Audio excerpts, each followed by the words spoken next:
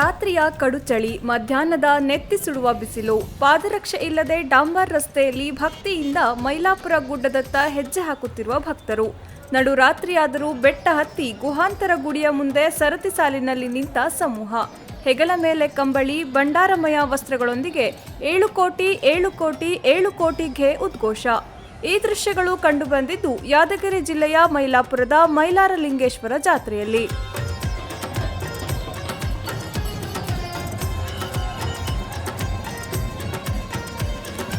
ಪೌರಾಣಿಕ ಮತ್ತು ಧಾರ್ಮಿಕವಾಗಿ ಸಂಗಮದಂತಿರುವ ಮೈಲಾಪುರ ಗುಡ್ಡದಲ್ಲಿ ಮಕರ ಸಂಕ್ರಾಂತಿಯ ಮಲ್ಲಯ್ಯನ ಜಾತ್ರೆಯ ಸಂಭ್ರಮ ಕಳೆಗಟ್ಟಿತ್ತು. ಕರ್ನಾಟಕ, ಮಹಾರಾಷ್ಟ್ರ, ಆಂಧ್ರಪ್ರದೇಶ, ತೆಲಂಗಾಣ ರಾಜ್ಯದಿಂದ ಅಪಾರ ಸಂಖ್ಯೆಯಲ್ಲಿ ಬಂದಿದ್ದ ಭಕ್ತರು ಬೆಟ್ಟದಲ್ಲಿನ ಕಲ್ಲು ಬಂಡೆಗಳ ಬದಿ, ಬಯಲು, ರಸ್ತೆಯ ಪಕ್ಕ, ಹೊಲಗದ್ದೆಗಳಲ್ಲಿ ಜಮಾಯಿಸಿದ್ದರು.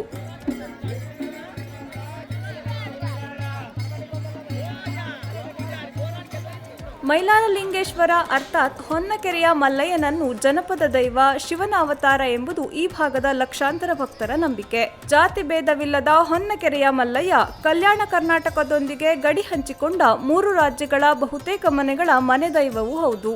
ಹೀಗಾಗಿ ಸಂಕ್ರಮಣದ ವೇಳೆ ಜರುಗುವ ಮಲ್ಲಯ್ಯನ ಪಲ್ಲಕ್ಕಿ ಉತ್ಸವ, ಗಂಗಾ ಸ್ನಾನ, ಗಂಗಿ ಮಾಳಮ್ಮ ಮತ್ತು ತುರಂಗ ಬಾಲಮ್ಮ ಅವರೊಂದಿಗಿನ ವಿವಾಹದ ಈ ಶುಭ ಗಳಿಗೆಯಲ್ಲಿ ಭಕ್ತ ಸಮೂಹವೇ ಮೈಲಾಪುರದಲ್ಲಿ ನೆಲೆಯೂರಿದೆ.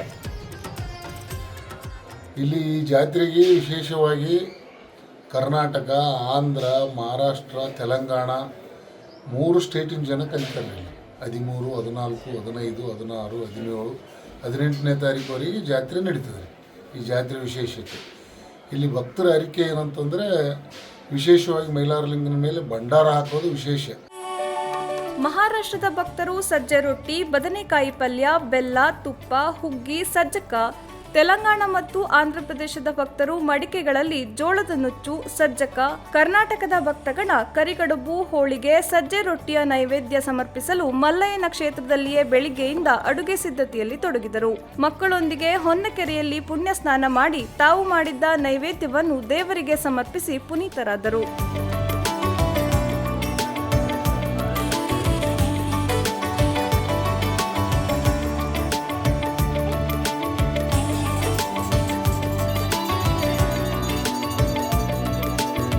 ಭಕ್ತಿಯ ಜಯ ಘೋಷಣೆ, ಭಂಡಾರದ ಓಕುಳಿಯಲ್ಲಿ ಮಲ್ಲಯ್ಯ ತನ್ನ ಧರ್ಮಪತ್ನಿ ಗಂಗಿ ಮಾಳಮ್ಮ ಮತ್ತು 2ನೇ ಪತ್ನಿ ತುರಂಗ ಬಾಲಮ್ಮ ಜೊತೆಗೆ ಪಲ್ಲಕ್ಕಿಯಲ್ಲಿ ಸಾಗುತ್ತಿದ್ದರೆ, 2 ಬದಿಯಲ್ಲಿ ನಿಂತು ಹರಕೆ ಹೊತ್ತವರು ಬಣ್ಣ ಬಣ್ಣದ ಛತ್ರಿಗಳು, ಉತ್ತುತ್ತಿ, ಬಾಳೆಹಣ್ಣು, ಶೇಂಗಾ, ಕಡಲೆ, ಜೋಳದ ತೆನೆಯ ದಂಟುಗಳನ್ನು ಪಲ್ಲಕ್ಕಿಯತ್ತ ಎಸೆದು ಭಕ್ತಿ ಮೆರೆದರು.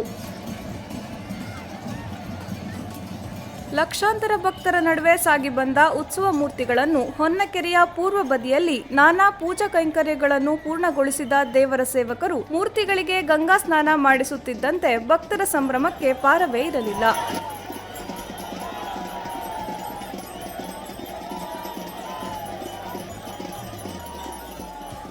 ಏಳು ಕೋಟಿ 7 ಕೋಟಿ 7 ಕೋಟಿಗೆ ಎಂಬ ಘೋಷಣೆಗಳು ಮತ್ತೆ ಮೊಳಗಿದವು. ಕೆರೆಯ ನೀರು ಭಂಡಾರಮಯವಾಯಿತು. ವರ್ಷ ಏನು ಪದ್ಧತಿ, ಹಳೆ ಪದ್ಧತಿ ಏನದ ಅದೇ ಪದ್ಧತಿ ಪ್ರಕಾರ ಬರ್ತಾರೆ.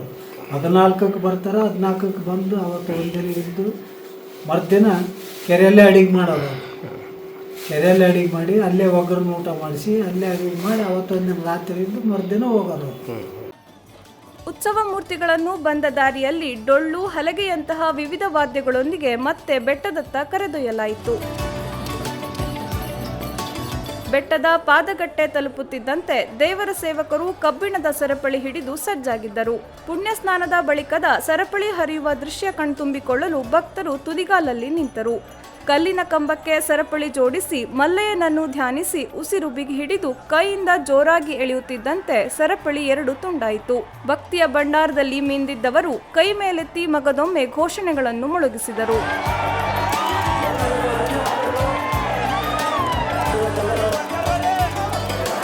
ಮೆಟ್ಟಿಲುಗಳನ್ನು ಹತ್ತಿ ಗರ್ಭಗುಡಿಯನ್ನು 1 ಸುತ್ತು ಹಾಕಿ ಮೂಲ ಸ್ಥಾನದಲ್ಲಿ ಉತ್ಸವ ಮೂರ್ತಿಗಳನ್ನು ಇರಿಸಲಾಯಿತು.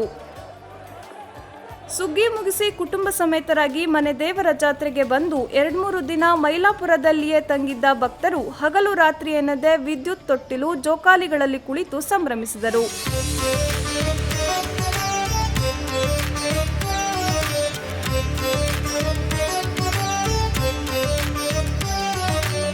ಉತ್ತರ ಕರ್ನಾಟಕದ ಜಾತ್ರೆಯಲ್ಲಿ ಸಾಮಾನ್ಯ ತಿನಿಸುಗಳಾದ ಜಿಲೇಬಿ, ಚೂಡ, ಮಂಡಕ್ಕಿ, ಬೆಂಡು ಬತ್ತಾಸು ಖರೀದಿಸಿ ಬ್ಯಾಗ್ನಲ್ಲಿ ತುಂಬಿಕೊಂಡು ಸ್ವಗ್ರಾಮಗಳತ್ತ ಹೆಜ್ಜೆ ಹಾಕಿದರು.